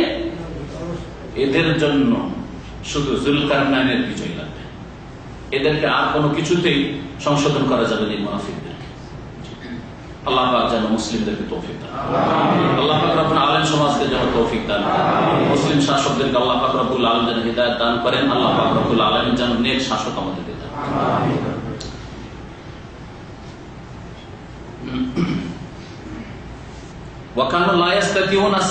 এরা ভালো কথা শুনতেই পারতো না, ভালো লেবাস দেখতেই পারতো না, শালীনতা বরদাস্ত করতে পারতো না, হেজাব পর্দা বোরকা বরদাস্ত করতে পারতো। কোরআন হাদিসের কথা, ইসলামের কথা শুনতে চায়। যারা শিরক বিদআত করে, কোরআন হাদিস তাওহীদের কথা শুনতেই চায়। বিদআতীদের কি ফজিলত খুব শোনান, কিন্তু যখনই তাওহীদের কথা বলে নাস্তিক করে শুনে, সুন্নাতের কথা যদি বলে তো নাস্তিক করে শুনে। এরা শোনাই বরদাস্ত করত না। আল্লাহ পাক বলছেন, কাফেররা কি এই ধারণা করেছে? মুনাফিক কাফের, যারা আকীদার মুনাফিক, মুশরিক, নাস্তিক, অস্বীকারী কাফের। আফহাসাবাল্লাযীনা কাফারু, কাফেররা কি এই ধারণা করেছে আইয়াত্তাখিযু ইবাদি মিন দুনি আউলিয়া, যে তারা আমাকে বাদ দিয়ে আমার বান্দাদেরকে অভিভাবক, পৃষ্ঠপোষক, উপাস্য গ্রহণ করবে, তাদের বিধান মানবে, তাদের পূজা করবে, তাদের সেজদা করবে, এই কবর মাজারে সেজদা করবে, প্রতিমা পুতুলকে সেজদা করবে, মানবোচিত বিধানকে সেজদা করবে, কোরআনকে উপেক্ষা করবে। আইয়াত্তাখিযু ইবাদি মিন দুনি আউলিয়া ইন্না আ'তাদনা জাহান্নামা লিল কাফিরিনা নুজুলা, নিশ্চয় আমি জাহান্নামকে কাফির অস্বীকারী যারা এরকম তাদের জন্য নুজুলা, মেহমানখানা বানিয়েছি। জাহান্নাম এদের মেহমানখানা, নজলা মানে মেহমানখানা। মানুষ যেখানে অবতরণ হয়, নাজালে মানে অবতরণ করে, ওখান থেকে নজলা মেহমানখানা, যেখানে আতিথ্য হয়ে থাকে। কুল হাল নুনাব্বিউকুম বিল আখসারিন আমালা, হে নবী তোমাকে জানি, তোমার কুল নবী, হে নবী তুমি বলো, কুল হাল নুনাব্বিউকুম বিল আখসারিন আমালা, মানুষকে জানিয়ে দাও তোমাদেরকে কি আমি জানিয়ে দেব আমলের দিক থেকে, কর্মের দিক থেকে কারা অধিক ক্ষতিগ্রস্ত, তাদের সম্পর্কে। কাজ করেও, মেহনত করেও, পরিশ্রম করেও তারা ক্ষতিগ্রস্ত, লস করেছে, এইরকম লোক সম্পর্কে জানিয়ে দেব, যারা ধর্ম করেছে কিন্তু ভুল ধর্ম করেছে, মুক্তির পথ খুঁজেছে কিন্তু সত্য পথ পায়নি, মনে করেছে ওইগুলি হচ্ছে মুক্তির পথ। এই আয়াতের আওতাভুক্ত যেমন ইহুদিজম, খ্রিস্টানিজম, মানবোচিত বিধান, আর যেগুলি মনে করছে আমরা সংস্কারমূলক কাজ করছি, বুদ্ধিজম, হিন্দুইজম, যত বাতিল দুনিয়া হইতে পারে, সমাজবাদ, পুঁজিবাদ, মার্চবাদ, যত বাদ রয়েছে সবগুলি।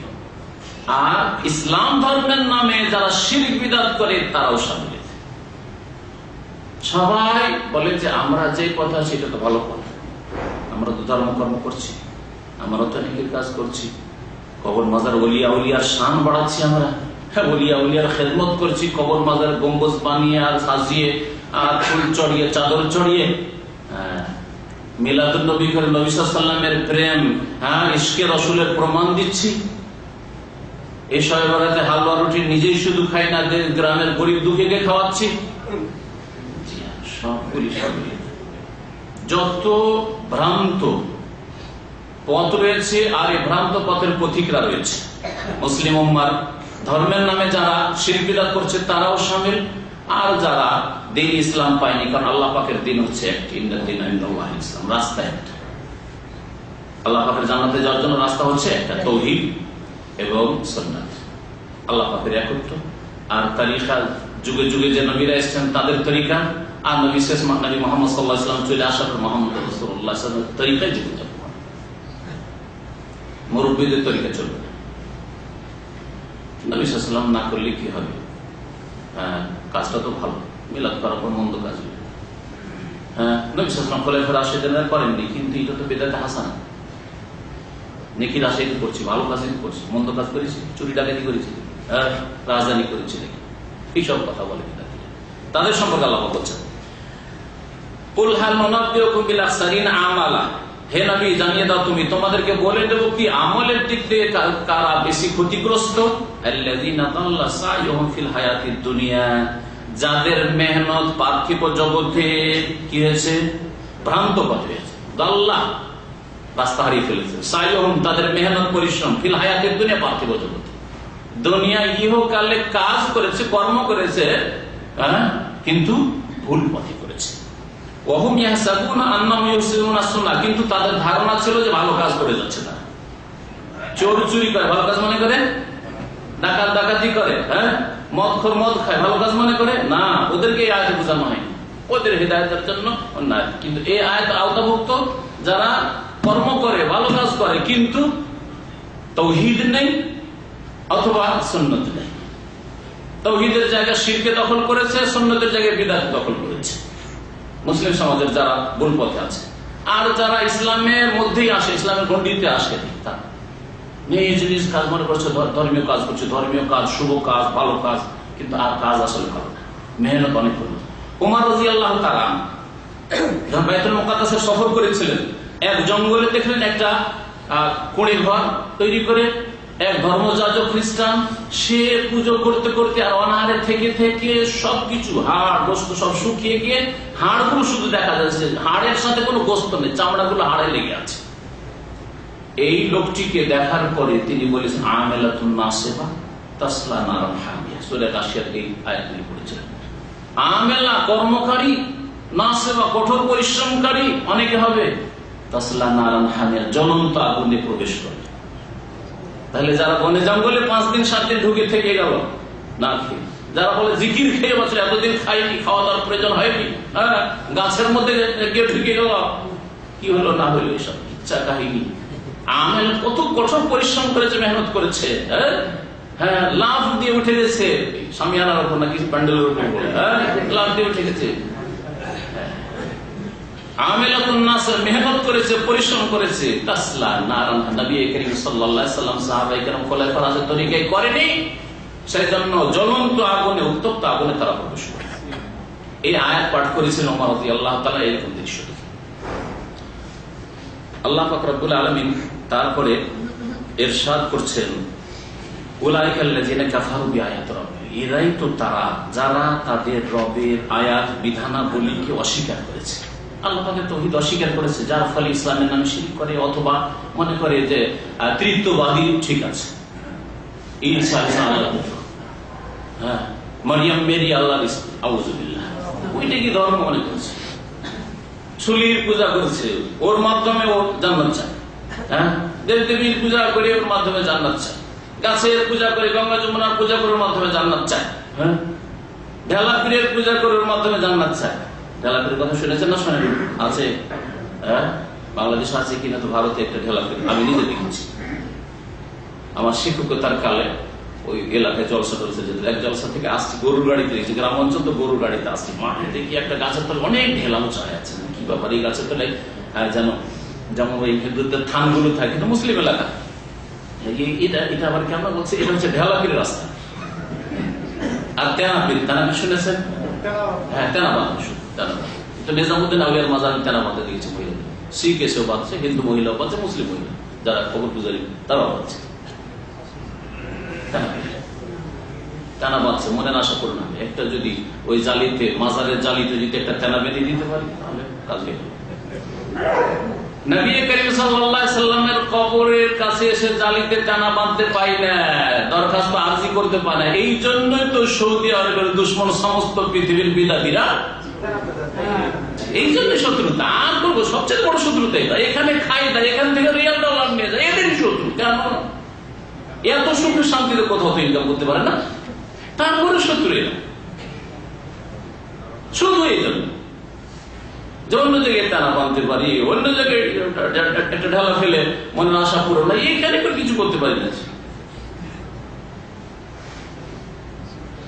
এই শত্রুতা, আকীদার শত্রুতা, এই হচ্ছে সবচেয়ে বড় শত্রুতা। আর আকীদার বাঁধন সবচেয়ে বড় মজবুত হয়। সহি আকীদা সারা পৃথিবীর মুসলিমকে এক বাঁধনে বাঁধতে হয়। জাপান থেকে শুরু করে, অস্ট্রেলিয়া থেকে শুরু করে আমেরিকা, কানাডা পর্যন্ত আমরা এই বাঁধন ইন্নামাল মুমিনুনা ইখওয়া, মুমিনরা পরস্পর ভাই। যে যেখানকার হবে, কোনো তারতম্য নেই, কোনো পার্থক্য নেই, দেশি বিদেশি রং আলাদা, কোনো পার্থক্য নেই। এটা হচ্ছে ইসলাম। সবচেয়ে মজবুত বাঁধন হচ্ছে এই বাঁধন। আল্লাহ পাক রব্বুল আলামিন ইরশাদ করছে, উলাইকাল্লাযিনা কাফারু বিআয়াতি রাব্বিহিম, এরাই তো তারা যারা তাদের রবের, তাদের প্রতিপালকের আয়াতকে, বিধানাবলীকে অস্বীকার করেছে। ওয়া লিকাই, তার সাক্ষাৎকে তারা অস্বীকার করেছে। যারা কাফের মুশরিক তারা অনেকে আল্লাহর সাক্ষাৎকে অস্বীকার করেছে। আজকাল যারা একেবারে পেট নিয়ে ব্যস্ত, নেতৃত্ব নিয়ে ব্যস্ত, তাহলে আল্লাহ, পরকাল, আখিরাত বলে সারা জীবনটা চলে যায়, চিন্তা হয় না। দুনিয়াদার মানুষ, ব্যবসায়ী, শুধু ব্যবসায়ী বুঝে, ঘুমায় ও স্বপ্ন দেখে, ব্যবসার কথা বলে। দেখেছেন না? দেখেন না? আপনার স্কুলের ছেলে যদি ইংলিশ মিডিয়াম পড়ে ইংলিশ কথা বলবে, আর যদি আরবি মিডিয়াম পড়ে আরবিতে কথা বলবে। আপনারা না বুঝলে আমি বুঝি। আমার ছেলেগুলো আরবি মাদ্রাসায় পড়ে, স্বপ্ন দেখে, তখন আরবিতে কথা বলছে। আমাদের সাথে সবসময় বাংলা বলছে, কিন্তু স্বপ্ন দেখে আরবিতে কথা বলছে। কি কি আর কথা নেই। এই ছেলেটা এখন ইংলিশ মিডিয়ামে ওই ইঞ্জিনিয়ারিং শুরু করেছে। মাঝে মধ্যে ছেলেগুলো, আমি অন্য ছেলে তখন এসে বলেন যে আপু, বড় ভাই ইংলিশ বলছে, ঘুমের অবস্থা ইংলিশ বলছে। ওকে ইংলিশ 1 বছর ইংলিশ শেখা তার জন্য বাধ্যতামূলক, 4 ঘন্টা করে ইংলিশ। সেই জন্য ও এখন স্বপ্নে ইংলিশ বলছে। তাহলে যে ব্যবসায়ী, পেট পূজারি, ও পেটের কথা বলবে না তো কি বলবে বলেন? আর ওই অবস্থায় মত হবে না তো? এটাই ছিল আজকের জুমার খুতবার বিষয়, খতিবের।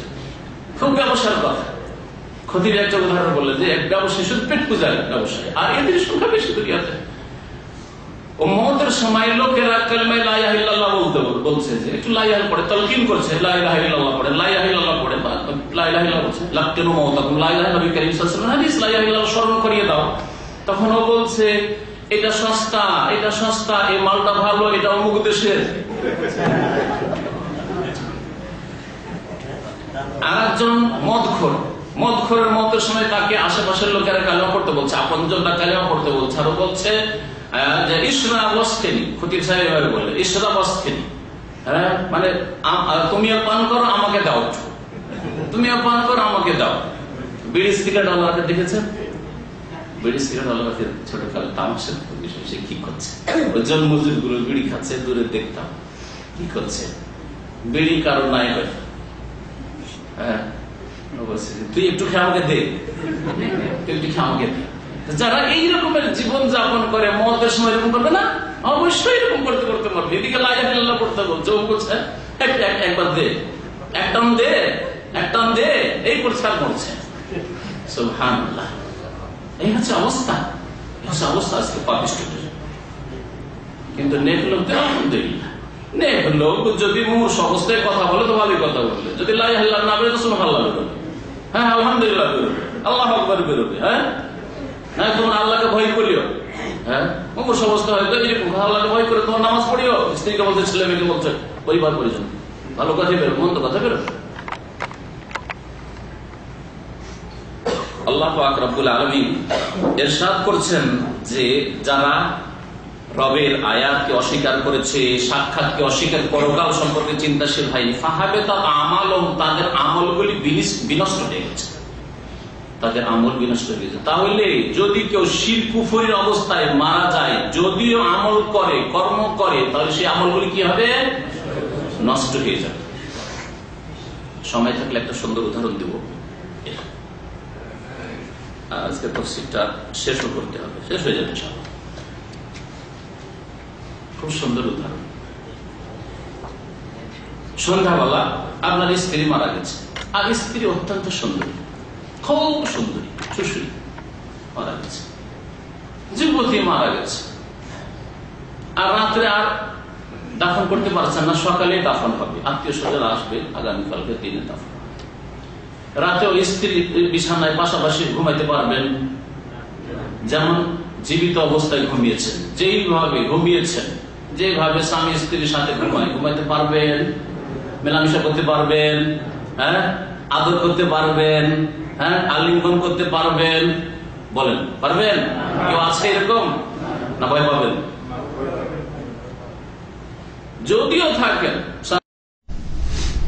তাদের জন্য কোনো দাঁড়ি পাল্লাই কায়েম করবো না। তাহলে তারা যারা শিরকের অবস্থায় মারা গেছে, কুফরি করে, ইসলামের এমন স্পষ্ট বিষয়কে অস্বীকার করে মারা গেছে যেটা অস্বীকার করলে মুমিন থাকে না, অথবা আল্লাহর তৌহিদে শিরক করে মারা গেছে, অন্তরে মুনাফিকি নিয়ে মারা গেছে, অন্তরের মুনাফিকি, আল্লাহ পরকালে আসলে বিশ্বাস নেই, কিন্তু জাতিতে মুসলমান, মুসলিম দেশে বাস করি, মুসলিমদের সাথে থাকি, সুতরাং তাদের সাথে মিলেমিশে থাকতে হবে, তাকে নিয়ে আসা হবে।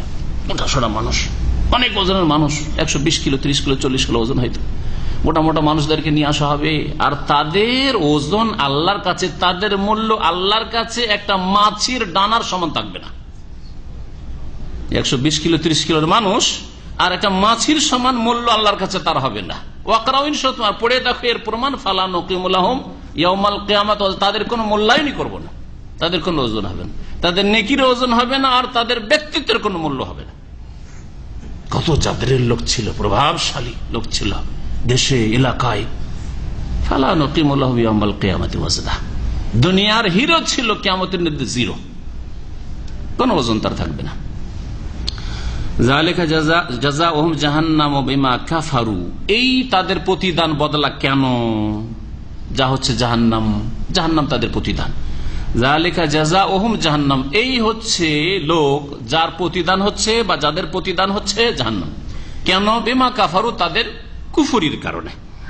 শিরক কুফরি, নাস্তিকতা কুফরি, মুনাফিকি, বড় মুনাফিকি হচ্ছে কুফরি, আকীদার মুনাফিকি। জি,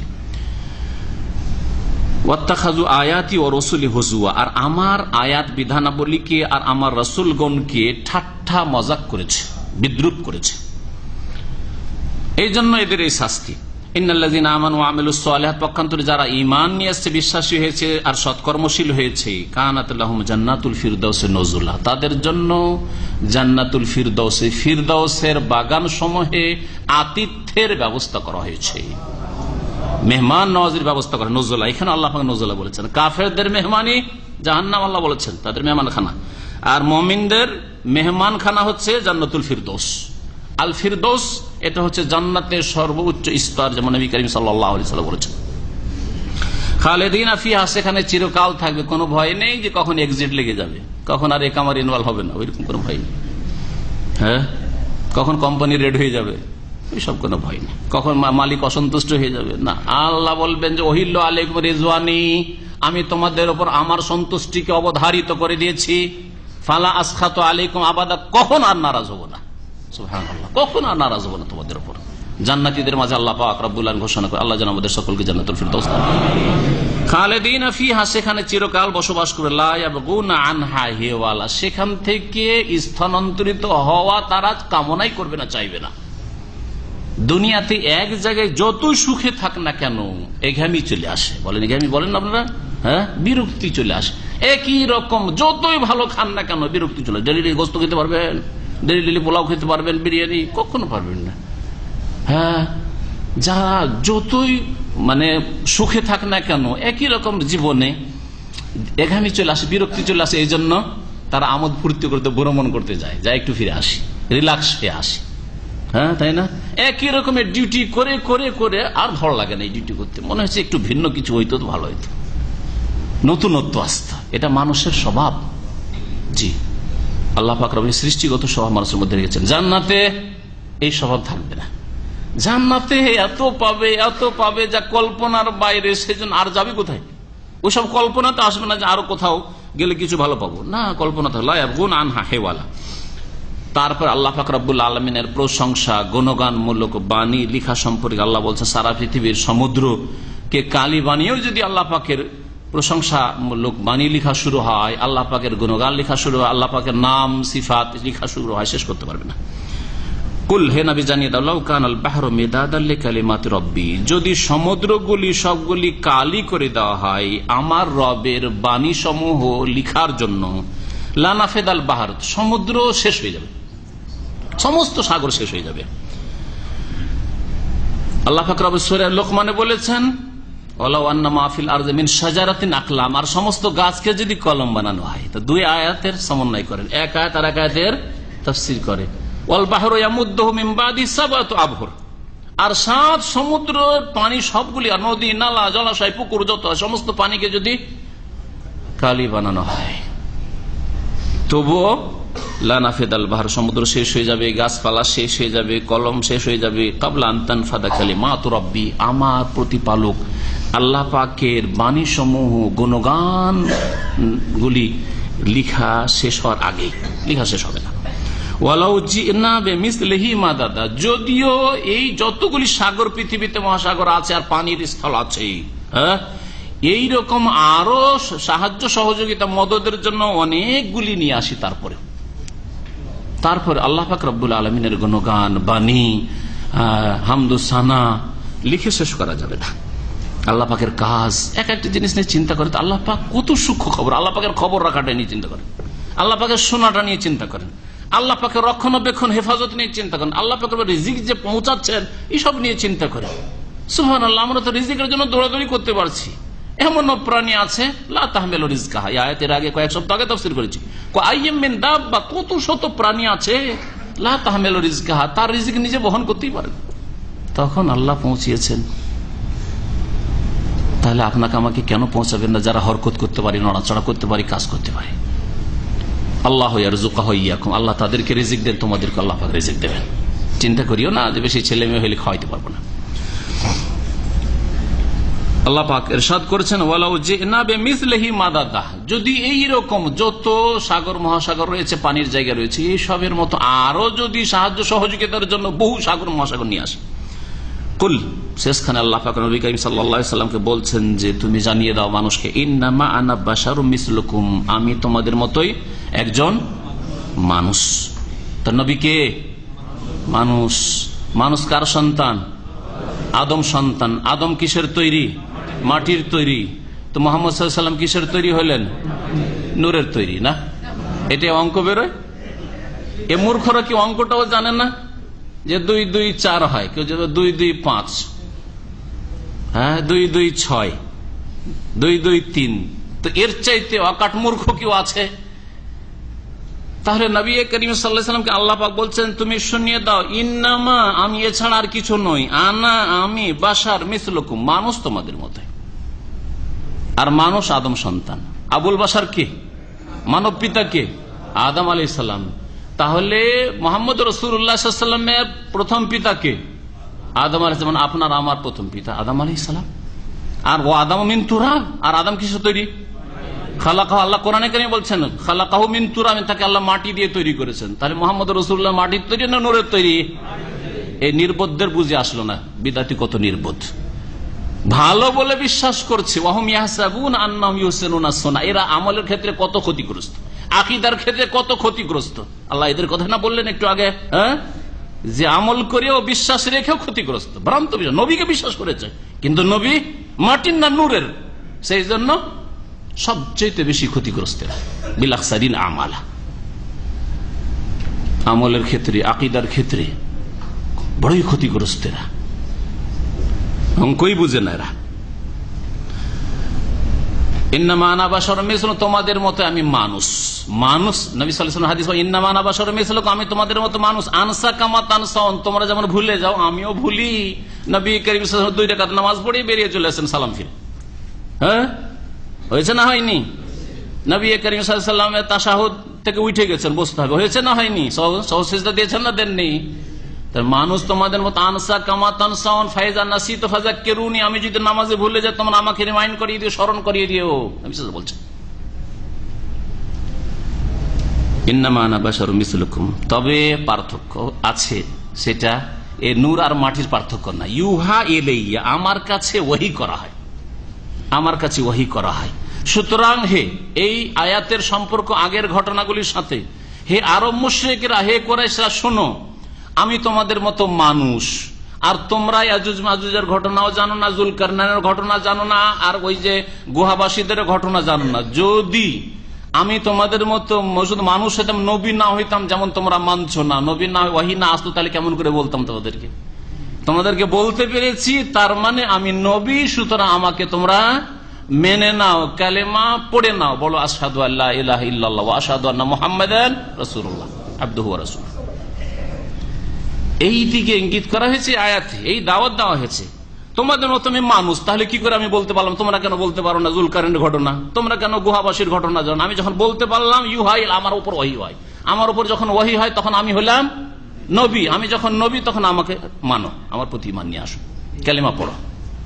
ইউহাই ইলাইহি আন্নামা ইলাহুকুম ইলাহু ওয়াহিদ, যে তোমাদের মাবুদ, তোমাদের উপাস্য, তোমাদের ইলাহ এক ও একক, ইলাহু ওয়াহিদ, এক ইলাহ, এক মাবুদ, দুই নেই। আল্লাহ পাক এক ও একক, আল্লাহ পাক তার কাজে এক, তার ইবাদত বন্দেগীতে এক, তার নাম গুণাবলীতে এক। এই হচ্ছে তৌহিদ, তৌহিদের তিন প্রকার। ফামান কানা ইয়ারজু লিকা রাব্বিহি, সুতরাং কেউ যদি তার প্রতিপালকের সাথে সাক্ষাতে আশাবাদী হয়, আল্লাহর সাথে সাক্ষাৎ হবে, আল্লাহর কাছে জবাবদেহি করতে হবে, আল্লাহর কাছে ভালো অবস্থায় গেলে, ঈমান নেক আমলের অবস্থায় গেলে জান্নাত পাবো, সুখ পাবো, চিরকাল সুখী হব, এই যে আশা যার আছে, ফালিয়ামাল আমালান সালিহা, সে যেন ভালো কাজ করে। আমালান সালিহা, সালিহান মানে মুওয়াফিকান লিসুন্নাহ। তাফসীরকারগণ বলেছেন এই আয়াতে আমল কবুল হওয়ার যে দুটো শর্ত তা বলা হয়েছে। আমালান সালিহান মানে সুষ্ঠু কাজ। সুষ্ঠু কাজ কোনটা? যেটা নবীর তরিকায় সম্পাদিত হয়েছে। নবী করিম সাল্লাল্লাহু আলাইহি ওয়াসাল্লাম যেই তরিকা, যে রাস্তার উপর ছেড়ে, ওই রাস্তার উপর থেকে আপনি কাজটা করেছেন।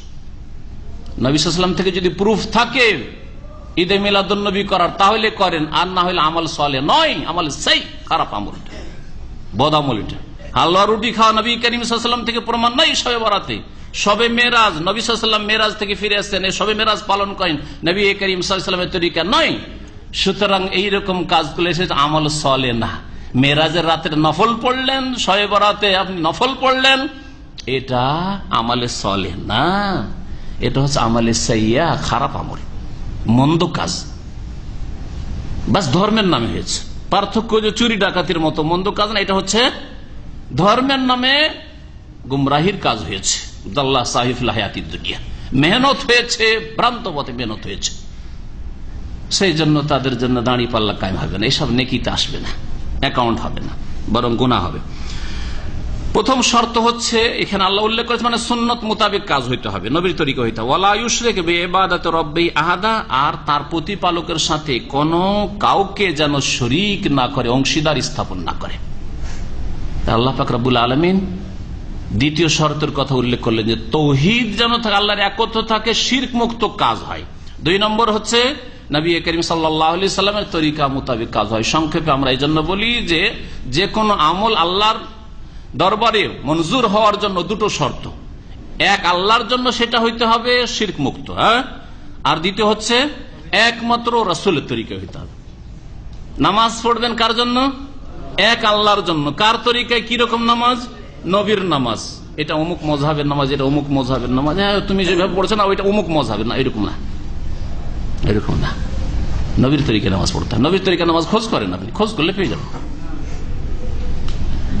এইভাবে যে কোনো ইবাদত বন্দেগীর ক্ষেত্রে, আকীদার ক্ষেত্রে মনে রাখবেন আল্লাহর কাছে নেকি পাওয়ার জন্য, জান্নাত পাওয়ার জন্য দুটো শর্ত, শিরক মুক্ত, এক আল্লাহর জন্য হইতে হবে, তাওহীদ আর ইখলাস, আর দ্বিতীয় হচ্ছে কফিলের ভয়ে নামাজ পড়বেন না, শ্বশুরের ভয়ে নামাজ পড়বেন না, শাশুড়ি বড় পরহেজগার তাহাজ্জুদ গুজার, ওর ভয়ে নামাজ পড়বেন না। হ্যাঁ, মোদির ম্যানেজার পরহেজগার, বেতন বাড়িয়ে দিবে, যদি নামাজি দেখে তো বেতনটা ভালো বাড়ে, তাই নামাজ পড়ছি, না না এরকম না। হাইয়ার ভয়ে নামাজ, আর না হলে নামাজ নাই। হ্যাঁ, সরকারের ভয়ে নামাজ, ওইরকম নামাজ নাই। আল্লাহর জন্য নামাজ পড়বেন, শিরক মুক্ত। আল্লাহর জন্য ইবাদত বন্দেগী করবেন, শিরক মুক্ত। আর একমাত্র রাসূলুল্লাহ সাল্লাল্লাহু আলাইহি ওয়াসাল্লামের তরিকা মোতাবেক জীবন যাপন করবেন। ওয়া সাল্লাল্লাহু আলা নবিয়িনা মুহাম্মদ ওয়া আলা আলিহি ওয়া সাহবিহি আজমাইন।